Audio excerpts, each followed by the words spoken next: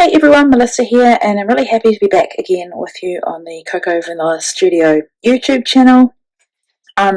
Just do want to say welcome to all our new subscribers. We're really happy that you're here, and we just really hope that you enjoy all of the process videos that we are creating for you. So the theme today is love, and this will go live on the 13th of February, so the day before Valentine's Day. And I decided to create with Daydream again because I'm absolutely loving it. And I am sorry about the glare that you can see here on my mixed media mat. That will disappear once I've done my mixed media, but just bear with me. Yeah, so what I have is a photo of my husband and I. It's a very recent photo of us at our Queenstown, at one of the bays that we go to on Lake Wakatipu, and you can see little Brielle photo bombing in the background. But I wanted to scrap a recent photo so that we don't take many photos together.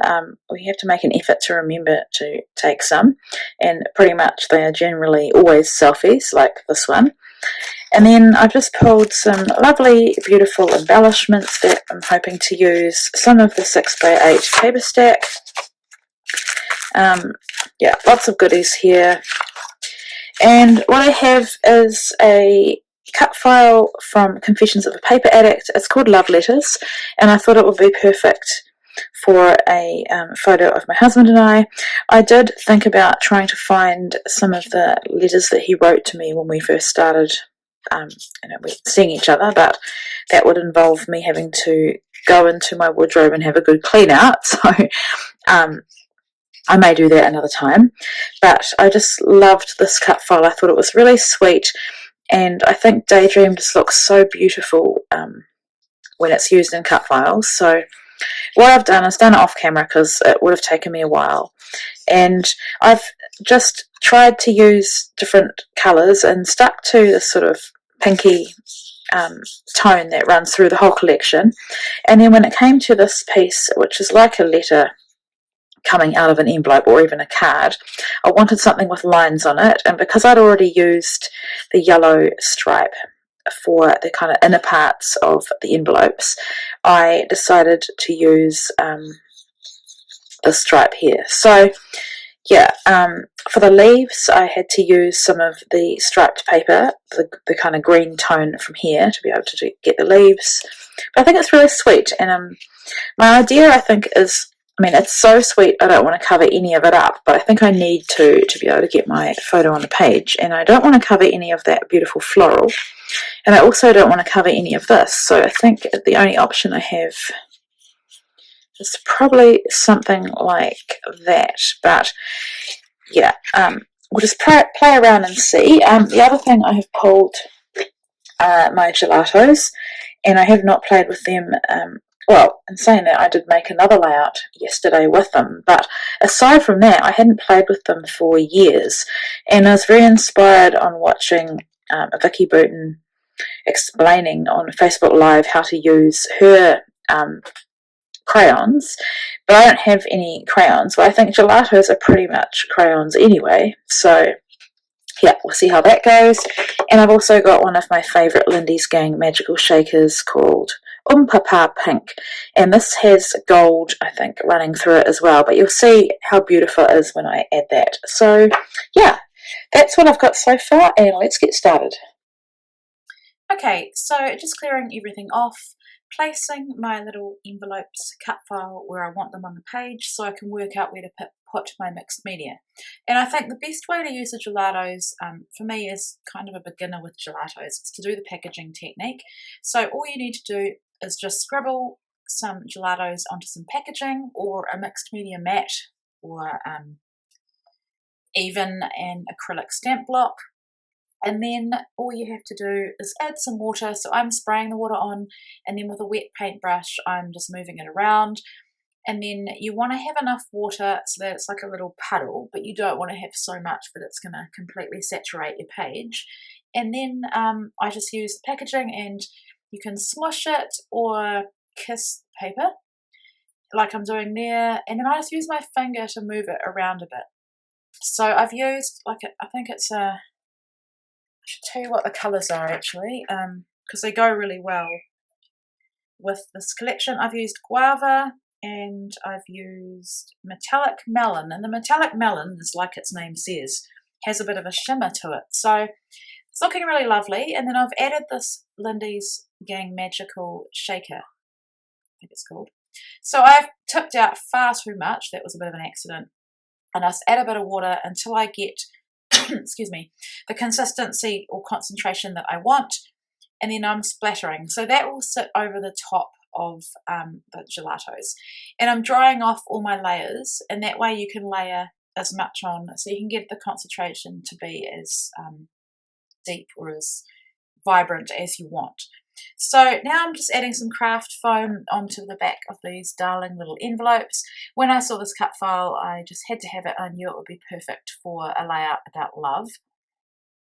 So adding adhesive to the back of these, or liquid adhesive, because the adhesive on them on this entire pack isn't very good, so they've needed something more to hold them down. So I'm loving how that looks. It's really super cute.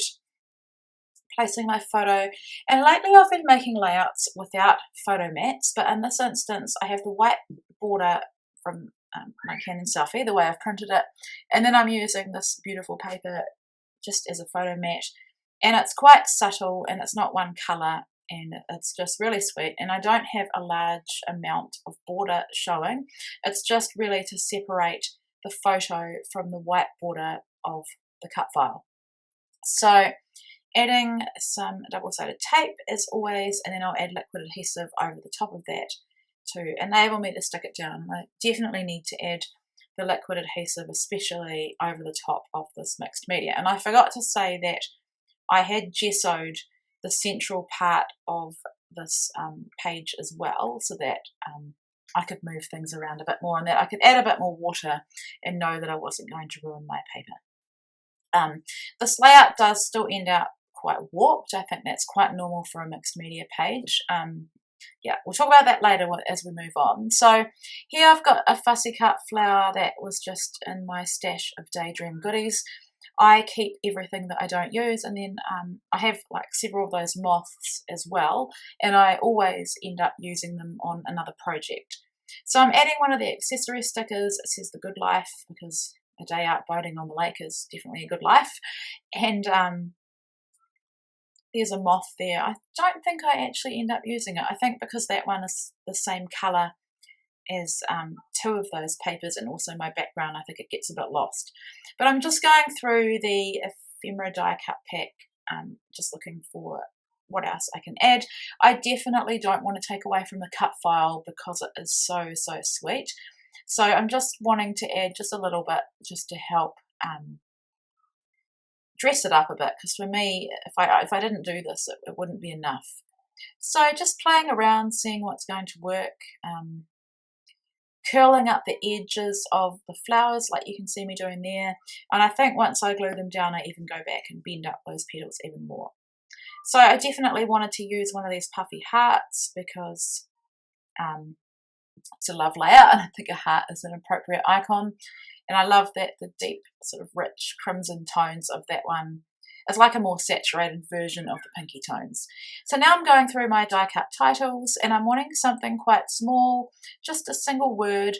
I thought about the word together, but it would dominate this too much, and I wanted my title to sit within everything else, to be part of that little line of envelopes.